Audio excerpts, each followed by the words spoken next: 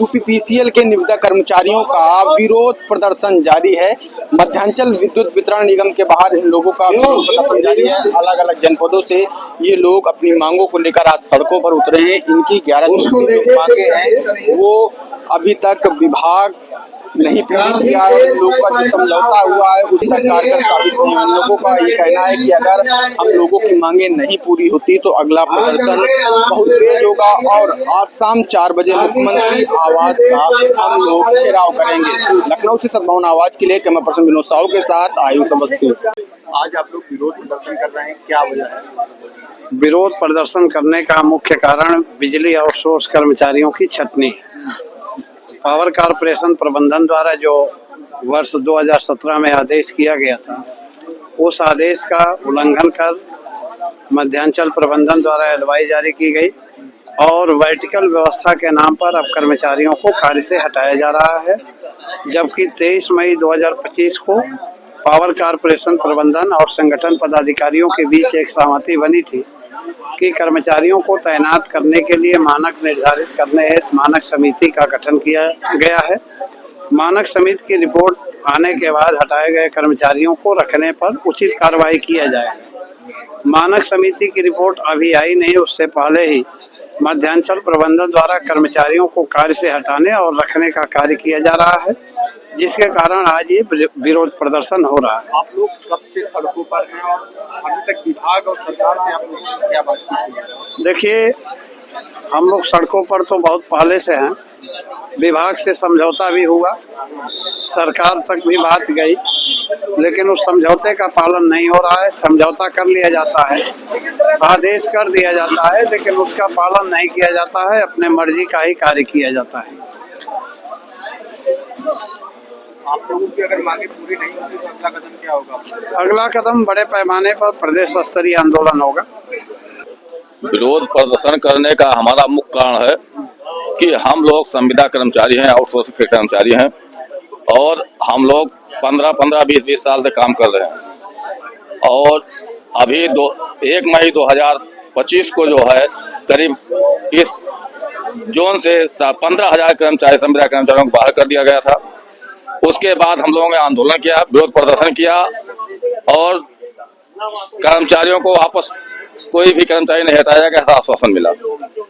लेकिन आज पुनः उसके बाद इन्होंने एक मानक समिति गठन किया था। इन्होंने कहा मानक समिति गठन कर दे रहे हैं, जो मानक समिति की रिपोर्ट आएगी उस हिसाब से कर्मचारी रखेंगे।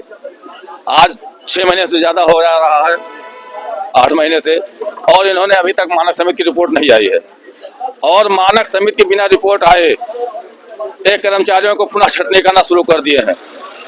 इसमें 340 कर्मचारी लखनऊ जोन से और 52 संविदा उपकेंद्र परिचालक अयोध्या जोन से भी हटाने के लिए नोटिस उन्होंने दिया है। ऐसी स्थिति में हम लोगों के पास आंदोलन के अलावा कोई और रास्ता नहीं बनता है। अभी तक किसी विभाग के अधिकारी से बातचीत, सरकार से कोई बातचीत हुई? तमाम प्रदर्शन हुए, सरकार से बातचीत तो नहीं हो पाई, लेकिन आज जो है डायरेक्टर साहब से बात हुई है। कुछ बिंदुओं पर उन्होंने बात सहमति दी है, लेकिन कुछ लिखित आश्वासन लिखित नहीं मिला है। जब तक कुछ लिखित नहीं मिलता है हम लोग इस तरह से आंदोलन करते रहेंगे और शाम 4 बजे तक इस तरह से आंदोलन करेंगे। 4 बजे तक हम लोगों की मांगों को नहीं मानते हैं तो 4 बजे के बाद हम लोग मुख्यमंत्री आवास की तरफ कूच करेंगे, अपनी बातों को उनके सामने रखेंगे। कि मनमाने तरीके से जो है छटनी की जा रही है हमारे विभाग में। अभी आप अप्रैल 2025 में लगभग 15,000 कर्मियों को जो है बिना बताए कारण से हटा दिया गया है।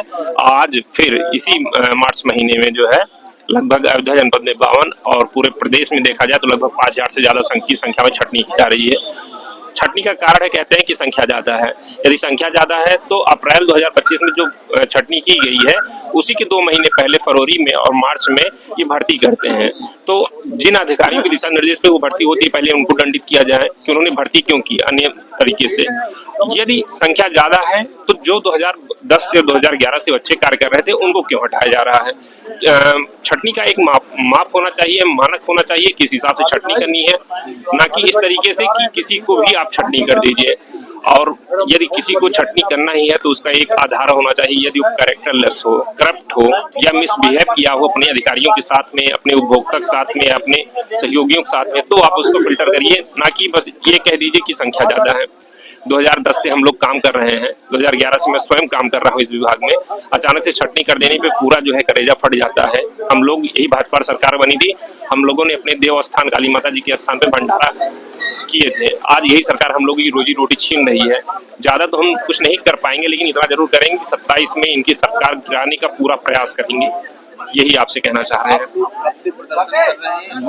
हम लोग का प्रदर्शन कई चरणों में चला है। ऐसी बात नहीं कि आज अचानक से हम लोग आ गए हैं। हम लोग जब अप्रैल में छटनी हुआ था, हम लोग मई में किए थे। यहाँ पे हम लोगों ने क्रम वाइज किया है। यहाँ पर 3 बार हम लोग प्रदर्शन किए हैं। उसके बाद शक्ति भवन भी गए हैं। उसके बाद जो हम लोगों का वार्ता हुई, वार्ता में ये कहा गया कि मानक समिति जो रिपोर्ट देगी, यदि मानक समिति की रिपोर्ट सही मिलती है तो जो छटनी हुए लड़के उनकी बहाली की जाएगी।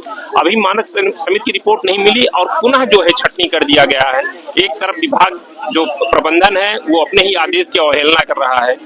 मध्यांचल कारपोरेशन के अधीनस्थ है, शक्ति भवन के अंडर मध्यांचल है, ना कि उनसे ऊपर है। यदि मध्यांचल का कोई आदेश है, अगर वो ये मध्यांचल नहीं मान रहा है तो क्या कहा जाए। तानाशाही रवैया है इस सरकार में और कुछ नहीं। अगर आप लोगों की मांगे पूरी नहीं होती तो अगला कदम आप अगर हम लोगों की मांगे नहीं पूरी होती तो जो हमारे नेतृत्व करता है श्री देवेंद्र पांडे जी, उनका जो भी दिशा निर्देश रहेगा, आज अभी आप स्वयं देखेंगे, यदि आज 4 बजे तक ये कुछ दिशा निर्देश नहीं देते हैं तो हम लोग मुख्यमंत्री जी के आवास पर कुछ करने का यहाँ से पूरा प्रयास हम लोग का रहेगा।